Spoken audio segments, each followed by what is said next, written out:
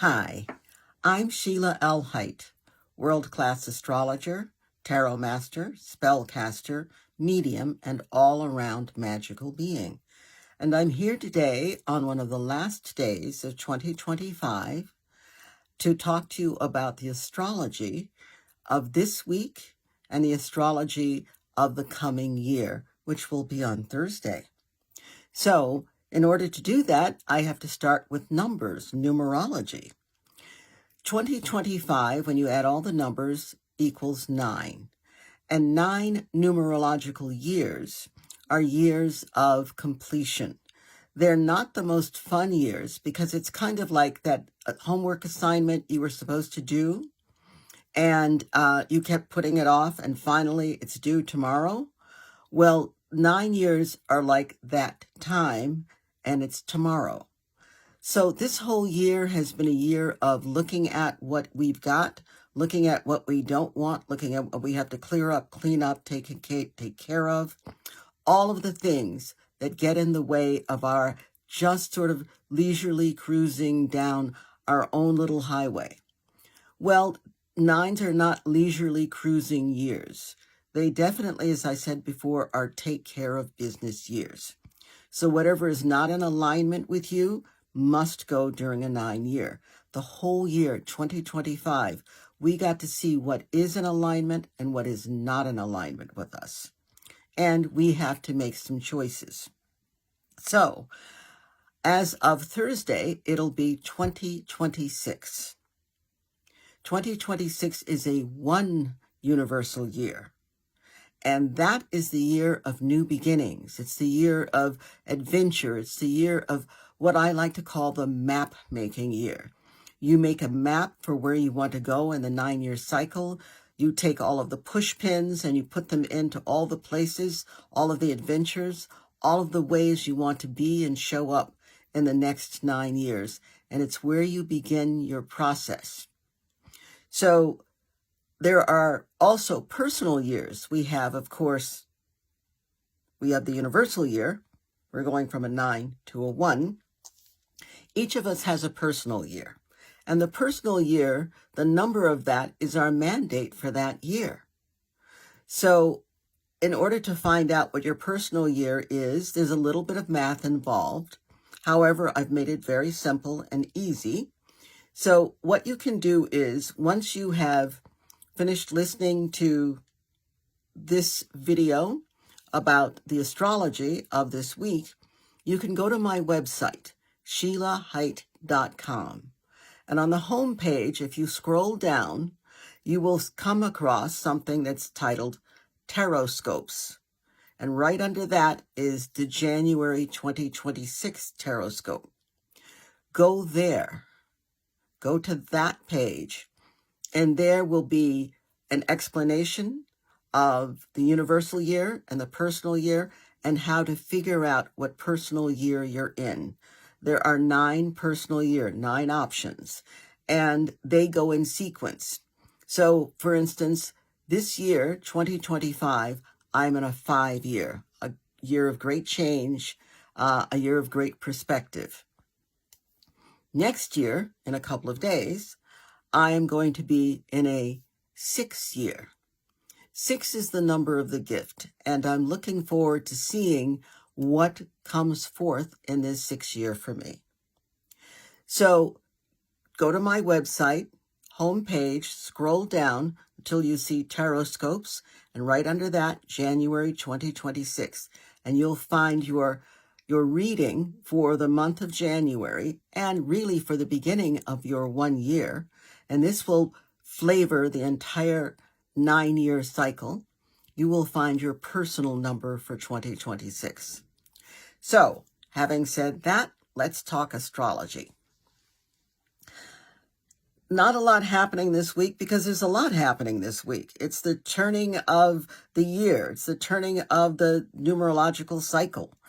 So Thursday, which is New Year's Day, it's the 1 year, the beginning of the 1 year. That day, the planet Mercury, the planet of communication, the planet Mercury, the planet of how we gather and process information, is making a square aspect an abrasive frictional aspect to the planet Neptune. Neptune is spirituality. Neptune is illusion. It's illumination. Neptune is also deception, especially self-deception. It rules the fog and it rules all of the waterways on our planet. So when anything is square Neptune, especially a personal planet like Mercury, we need to be very careful. And what do we need to be careful of? We need to be very careful of illusion. Is it real or is it Memorex, the old commercial? You need to ask yourself, is this real or is this something that I want it to be? Or is this a mistake I'm making? Or is the light hitting things just so and I'm not seeing correctly? It's also, Neptune is, as I said before, the planet of illumination. What is being illuminated? So what is being illuminated? Your thoughts and your thought processes being illuminated. Are you on track or are you easily led down a fantasy path? Take a good look, and what is fantasy belongs on TV and cartoons, and it belongs in comic books, but it does not belong in your thought processes. So Neptune also rules, interestingly enough, substances. So in a way, Mercury square Neptune is almost like the universe asking, can you say hungover? Because it's January 1st, it's the day after whatever celebrating you do. This is an emotional as well as a substance-induced hangover, if that's where you are. Check yourself, make sure that you are okay to drive your life. Don't make any great decisions, don't sign any papers. Just observe and see where and how you are.